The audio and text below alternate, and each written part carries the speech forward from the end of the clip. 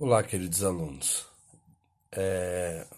Hoje, por motivo de forças maiores, estamos aqui, reunidos aqui pelo vídeo para poder estar trabalhando a aula de Revolução Industrial.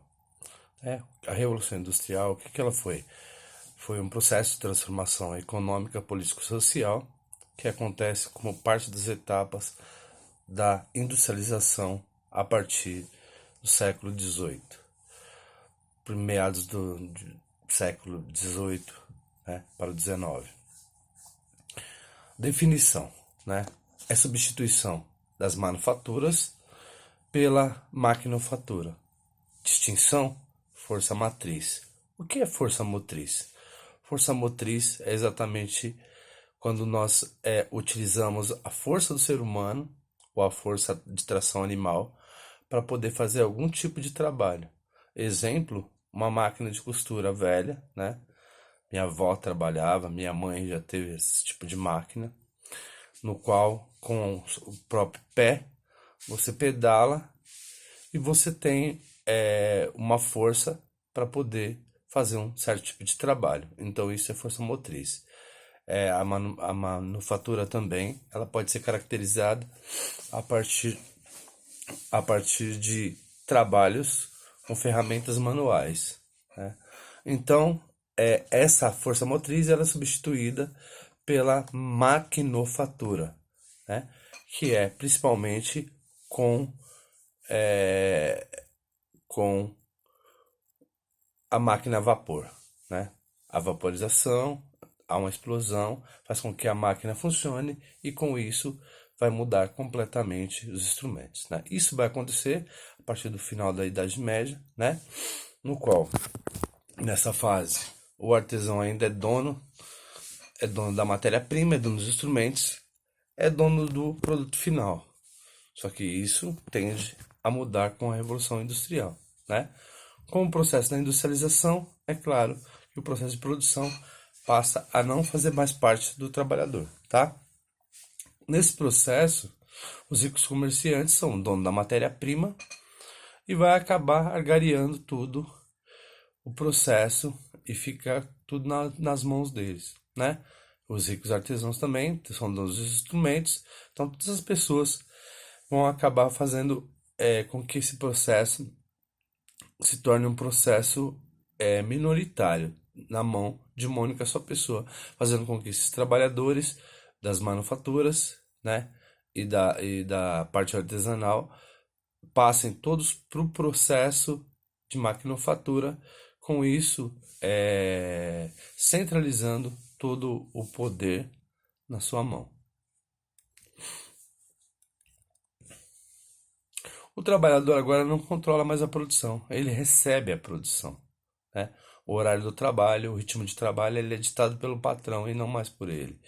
Quando ele trabalhava como artesão ou mesmo numa manufatura, ele era dono do processo. Agora, quem é dono do processo é o próprio dono dos meios de produção. E o trabalhador agora apenas dono da força de trabalho, nada além disso. Com esse regime surge um sistema chamado de capitalista. E nesse sistema capitalista, há uma separação dos meios de produção e do trabalhador do capital. O dono do capital é o dono do dinheiro e o dono da força de trabalho é o trabalhador. Com isso, o dono dos meios de produção é quem tem as máquinas.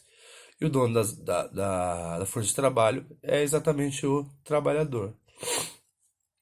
Surge na Inglaterra, depois, no século XIX, estende-se para a Europa e para o Japão, mas primeiro vai surgir na Inglaterra. Por quais motivos, Então, os fatores que contribuíram na Inglaterra é exatamente o quê? A Revolução Agrícola, que faz com que, na verdade, tenha instrumentos para poder utilizar novas técnicas de trabalho, fazendo com que o homem agora ele seja obrigado a voltar para as cidades. Ele sai do campo e vai para as cidades fazendo o processo inverso e vai encher as cidades de mão de obra. Com isso, automaticamente a Revolução Industrial acaba acontecendo. Mas tem outros fatores que contribuíram para isso, Esse próprio cercamento da terra, Então, esse êxodo rural possibilitou principalmente mão de obra para as indústrias. Acúmulo de capital na mão da burguesia, né?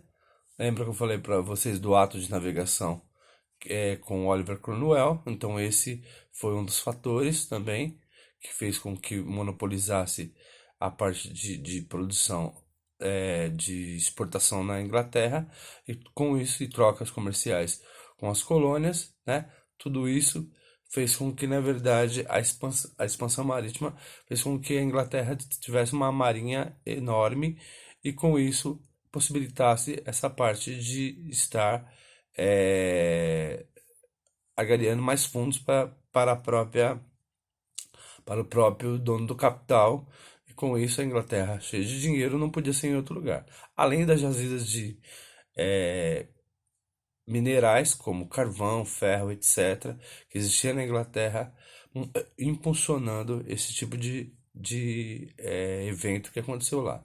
Uma outra coisa que é muito bom a gente entender é que, assim, há uma diferença muito grande entre reforma e revolução. Quando a gente fala de revolução industrial, é porque modificou completamente a forma do trabalhador atuar no mundo do trabalho.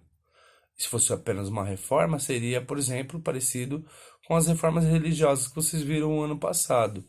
Como, por exemplo, né? Eu tenho uma igreja, eu já tenho um Deus, e só vai modificar o formato. Então a forma muda, mas não muda o contexto. No caso da Revolução Industrial, mudou completamente o contexto, né? Então a mudança não é superficial, ela é estrutural.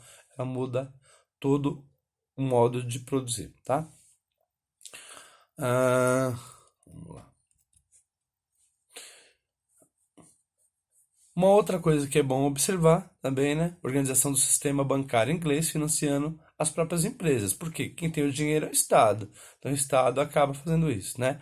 Então as jazidas de ferro mineral, que eu falei para vocês, né? Que serviu para a energia da empresa, das indústrias, porque quando surgem as máquinas a vapor, eu preciso de ter combustível. Qual o combustível? É exatamente o carvão mineral, tá? Então agora eu tenho duas classes sociais que surgem desse, desse movimento, dessa revolução. O capitalista, né, que é o detém dos meios de produção, e o proletário, que detém a força de trabalho, tá?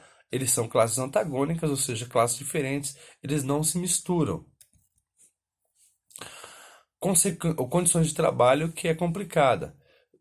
Podia chegar a 18 horas de trabalho, porque na verdade o trabalhador não tinha acesso ao, ao relógio, então os trabalhadores, os nos meios de produção acabavam mantendo ele muitas horas. Então, a expectativa de vida era em torno dos 35, 40 anos de idade nas jazidas, nas minas de carvão, e acabavam morrendo, tá? Exploração do trabalho feminino e infantil. As crianças apanhavam para poder trabalhar, né? Muitas morriam, né, junto às máquinas. Tem algumas fotos, vocês podem dar uma olhada. É mulher, geralmente quando ficava doente ou engravidava, era mandada embora e não tinha nenhum tipo de direito, tá? Dentre os movimentos, né, houve um movimento chamado ludismo, né, que surgiu e durou um ano, que era a quebra das máquinas, porque achavam que aquilo era coisa do demônio e que, na verdade, né, não servia de absolutamente nada, tá? Em 1824 vai surgir o sindicalismo, né? Surgia como categoria para poder defender o trabalhador, para poder de alguma forma tentar organizar esses trabalhadores aí da Inglaterra, tá? A expansão da Revolução Industrial, ela não se restringe apenas à Inglaterra, né? Ela iniciou na Inglaterra no século XVIII, porém, principalmente com os bens de consumo, né? Os produtos têxteis, que são roupas, né? Que era mandado para todos os lugares, principalmente para as colônias, né? E a energia a vapor que vai surgir exatamente lá, tá?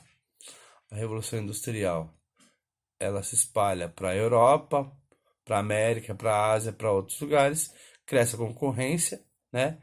E desenvolve ferrovias. Aqui no Brasil, principalmente, né, nós temos aqui a Estação da Luz, a Estação de Paranapiacaba, que ainda são estações ainda que você consegue observar ainda o estilo belga ou inglês, que foram os que fizeram, né, esse tipo de trabalho aqui, tá?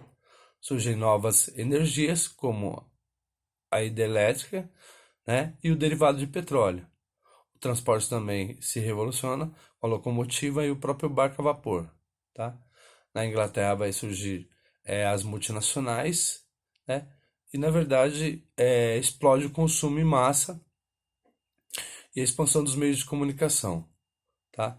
Avança a indústria química, a eletrônica, a engenharia genética e a robótica, tá? Então, só para a gente entender isso melhor, sabemos que na verdade não vai ficar apenas na Revolução Industrial da Inglaterra, mas também vai espalhar para outros lados, tá? Então, a aula de hoje é isso. Espero que tenham gostado. Qualquer dúvida, estarei à disposição pelo Positivo On para poder esclarecer para vocês.